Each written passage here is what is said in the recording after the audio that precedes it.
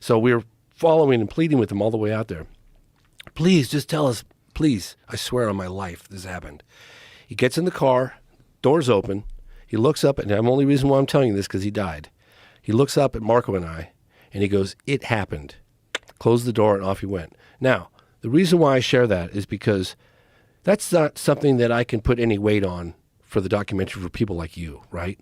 But as a personal message for me, knowing that level of validation on the inside, it kept us going. It was like, okay, why on earth would he have done that? Why on earth would he say?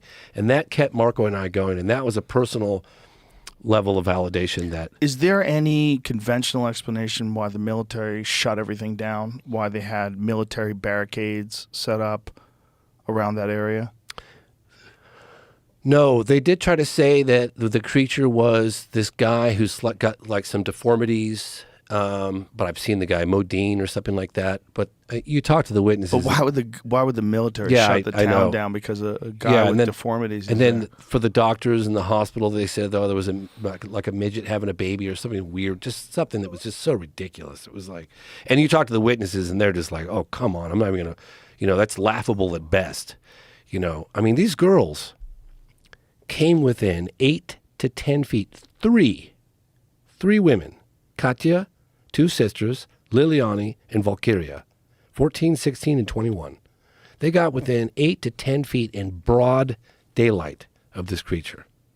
And one of the things that doesn't come across in the film, when they saw this thing, they're looking like, what are we looking at here? They're walking through this field, and it's up against a cinder block wall.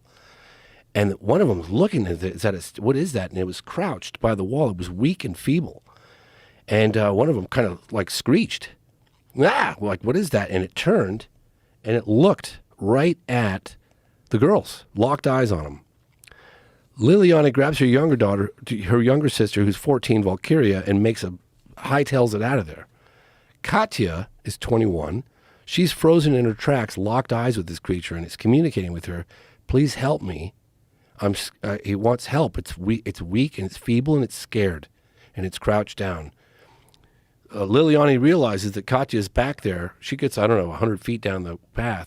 She leaves her sister, stay here, I'm going back to get Katya. She runs back. And I asked Katya, and I asked all the girls, during that moment of contact, when you lock eyes, I know it's only a brief second, but during that moment of contact, what did you feel? Like, put me there.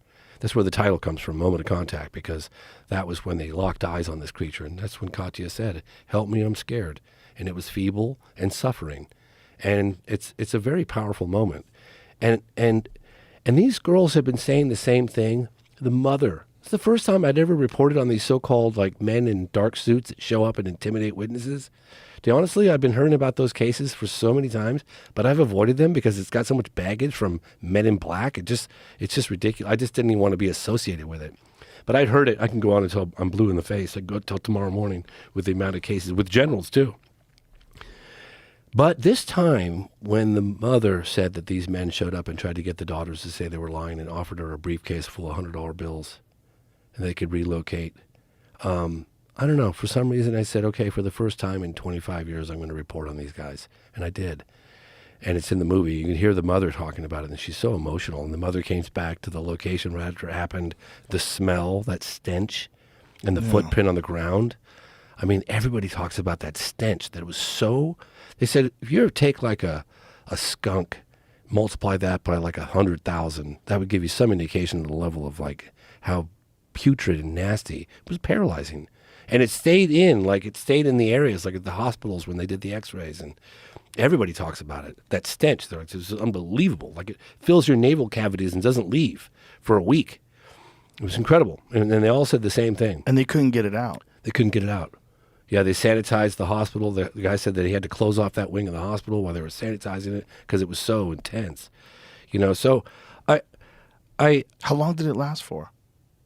I heard days and weeks is what I heard from people. And even the mother said when she went to where the creature was, she said that the stench, even there after the creature was gone, got in her nasal cavities, and she tried to flush it out with water and saline or whatever, and she just couldn't get it out of her nasal cavities.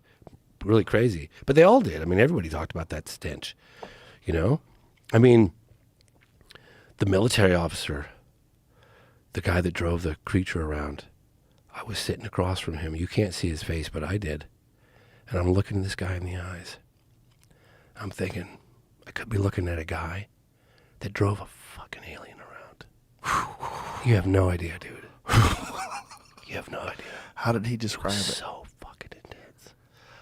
When I came back from that trip, people were like, how was your trip to Brazil? What was it like, man? They got great, smoothies and coffee. And I'm just like, you guys have no idea. I think